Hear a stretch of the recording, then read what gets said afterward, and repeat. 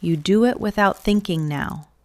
The same scoop, the same feeder, the same time, more or less, every morning.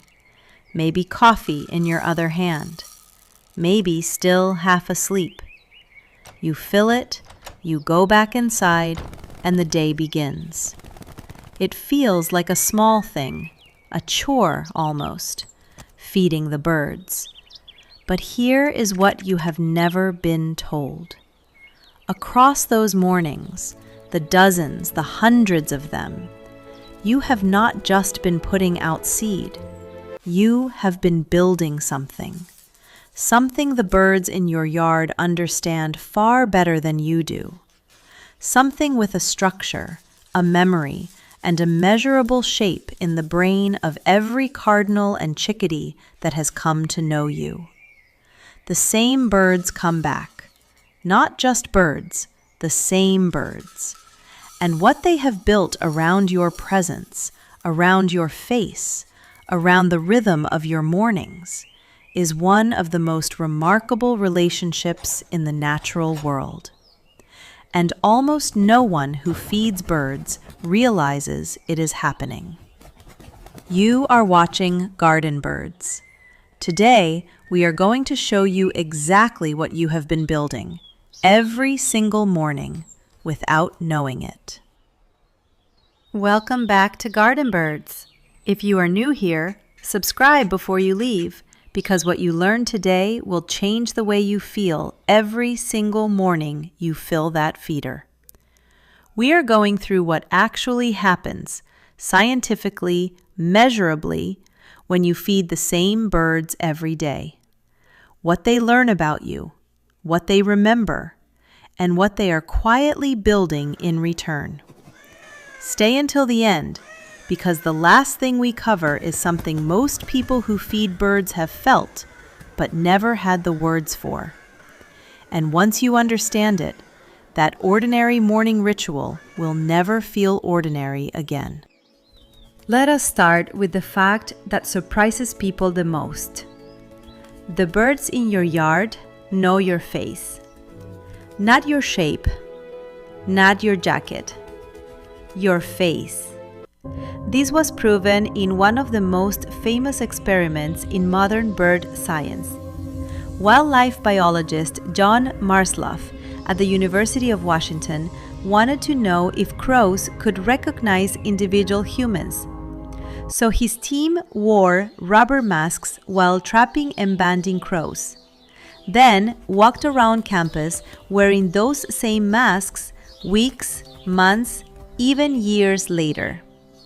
The result was unmistakable. The crows scolded and dive-bombed the specific mask that had trapped them, and ignored every other face. It did not matter what clothing the researchers wore or who was wearing the mask. The only thing that mattered was the face. The crows even turned their heads to view the mask right side up when it was shown to them upside down, working to identify the features, exactly the way you would. Marsloff's brain imaging research later confirmed something extraordinary. Crows process human faces using the same integrated neural pathways that mammals, including humans, use to recognize each other. And they remember those faces for years after a single encounter. Crows are corvids, exceptionally intelligent. But the principle reaches directly into your yard. The cardinal at your feeder, the chickadee on your branch. These birds are paying far closer attention to you than you have ever paid to them. They are studying you, filing you, learning the specific human who brings the food. When you walk outside tomorrow morning, the birds that scatter from a stranger but stay for you are not reacting to a vague shape. They are recognizing you, specifically, by your face. A face they have committed to memory, and will carry for as long as you keep showing up. Here is the second thing you are building without knowing it. The birds in your yard have learned your timing. If you feed them around the same time each morning, you have almost certainly noticed it. The birds are already there, waiting, perched in the branches before you have even opened the door.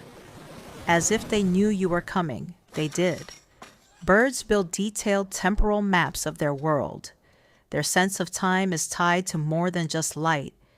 It is connected to an internal circadian clock so precise that birds can learn not just where reliable food appears, but when, down to a remarkably narrow window.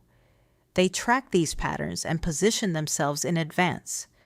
Corvids have been documented arriving at feeding sites up to 10 or 15 minutes before a reliable human feeder appears, not responding to the food, because the food is not there yet, but anticipating it. They have turned your habit into a prediction, and smaller birds do the same. The chickadees that materialize the moment you step onto the porch have been tracking the rhythm of your mornings far more carefully than you ever tracked theirs. This is not a small cognitive feat. It means the bird has connected you, your face, your presence, to a specific time of day and built its own morning around that expectation. Your routine has become part of their routine. Your reliability has become something they plan around. The waiting cardinal is not there by chance. It is there because over many mornings you became predictable. And to a bird, predictability is not boring. It is precious. It is the foundation of everything that comes next. Every morning you feed them calmly and consistently. You are making a deposit into something the birds track with great care, your safety. When you first put out a feeder, the birds keep their distance. There is a measurable gap. Researchers call it flight initiation distance, the space a bird keeps between itself and a potential threat. With a stranger, that gap stays wide. The bird flushes early, takes no chances. But with a consistent, calm, predictable human, something changes. Week by week, the gap shrinks. The cardinal that flushed at 30 feet stays at 20, then 10, then keeps eating while you stand a few feet away, unbothered, because it has concluded, through dozens of repeated peaceful encounters, that you are not a danger. That shrinking distance is trust, made visible, made measurable. You can watch it happen over a season if you pay attention. But here is the part that astonishes people the most. The birds tell each other about you. In Marsluff's research, knowledge of a specific dangerous human spread through the crow population to birds that had never encountered that person directly. Crows that were never trapped, never threatened, still scolded the dangerous mask because other crows had taught them. And the knowledge was even passed from parent birds down to their young, carried into the next generation. The same mechanism works in the other direction. The safe human, or free, the reliable one, the one who fills the feeder and steps quietly back, becomes known. And that knowledge spreads through the social network of your yard.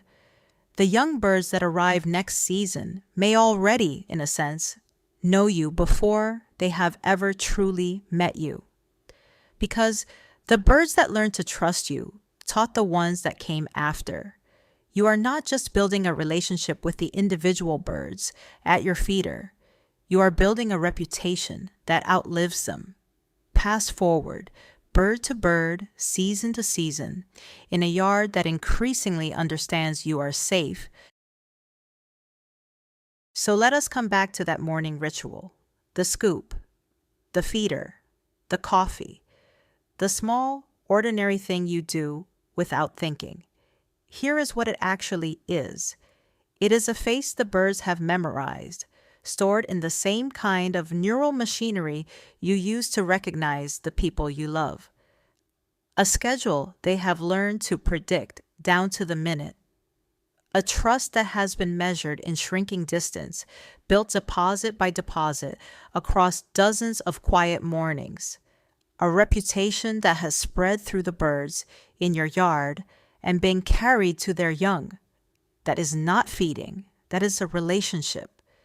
A real one, recognized by science, built on memory and recognition, and learned trust, formed between two species that share no language at all, across the simple repeated act of one of them showing up every single morning with something the other needs. The cardinal that waits for you in the branch, the chickadee that stays while you stand close, the yard that comes alive when you step outside instead of going silent. None of that is an accident. None of it is coincidence. You built it one morning at a time without even knowing you were doing it. And here is the most remarkable part of all. The birds knew the whole time.